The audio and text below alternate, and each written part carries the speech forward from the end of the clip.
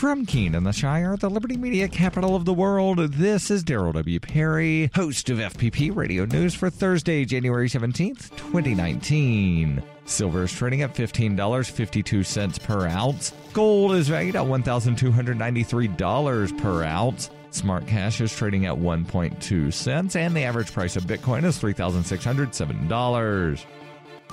Antiwar.com reports U.S. Army Chief General Mark Milley has become the first U.S. military leader to publicly confirm the Trump administration's planned withdrawal from Syria, making the comments roughly a month after the plan was announced. General Milley said that the U.S. is determined to finish off the Islamic State and then will hand the battle off to our indigenous partners. A spokesman later confirmed that indigenous partners meant the entire 74-nation anti-the Islamic State coalition. The coalition includes Turkey. A lot of details are absent in these comments, particularly on how to decide when the Islamic State is finished off, though analysts are broadly interpreting this as military confirmation that the pullout is happening. Vice President Mike Pence also reiterated the Trump administration's intentions to withdraw from Syria, though as with Milley, he offered little in the way of specifics and left things like a timetable totally unaddressed.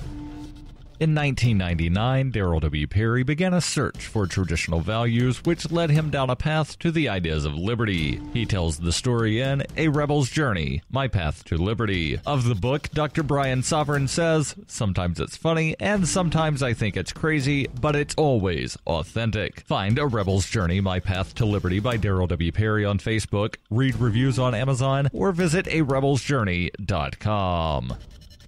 UPI reports cellular carrier Sprint said Wednesday it's decided to stop selling customers' location data to third parties, including bounty hunters, following AT&T, T-Mobile, and Verizon in the move. An investigation by tech publication Motherboard found that anyone can track the location of any cell phone for $300. For example, Motherboard found the location of a phone on T-Mobile's network was sold through a chain of different companies and a bounty hunter. This followed an investigation last year by the New York Times and Senator Ron Wyden of Oregon, which found another location aggregator provided data to law enforcement. The public's realization that telecommunication companies are selling location data was embarrassing for providers and put them in an awkward position because the information is useful for applications. After waffling on the issue last year, Sprint finally decided to cut ties with the data aggregators on Wednesday. AT&T and Verizon said last year they would stop selling data to third parties. Verizon will close 4 remaining contracts with roadside assistance companies. Once that's done, customers will have to give permission for the carrier to share location data with companies. T-Mobile will fully end its location aggregation in March.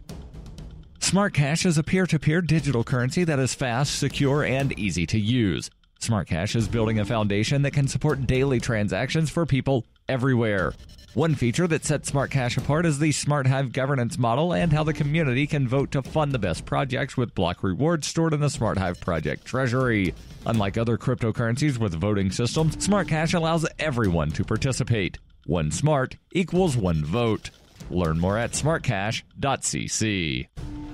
Reuters reports with the partial U.S. government shutdown nearing 4 weeks, House Speaker Nancy Pelosi on Wednesday urged President Donald Trump to reschedule his State of the Union address, a move that could deny him the opportunity to use the pageantry of the speech to attack Democrats in their own chamber over the impasse. With Trump's address set for January 29th, Pelosi wrote him a letter citing security concerns because the Secret Service, which is required to provide security for the address, has not received funding during the dispute. The standoff was triggered by Trump's demands for $5.7 billion to fund a border wall along the U.S.-Mexico border, which Democrats oppose. Presidents traditionally deliver the address, which lays out the administration's goals for the upcoming year in the House of Representatives chamber before a joint session of Congress and the majority of the cabinet. Democrats took control of the House after last November's congressional elections. During the shutdown, Trump has routinely blamed them for the stalemate, although he had earlier said he would take responsibility. Pelosi suggested that if Trump would not agree to reschedule the speech until the government reopens,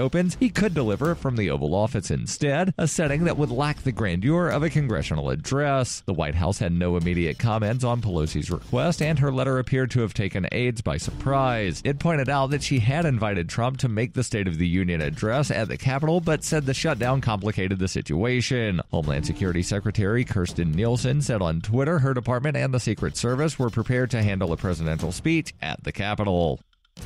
This has been FPP Radio News, online at FPPRadio.com.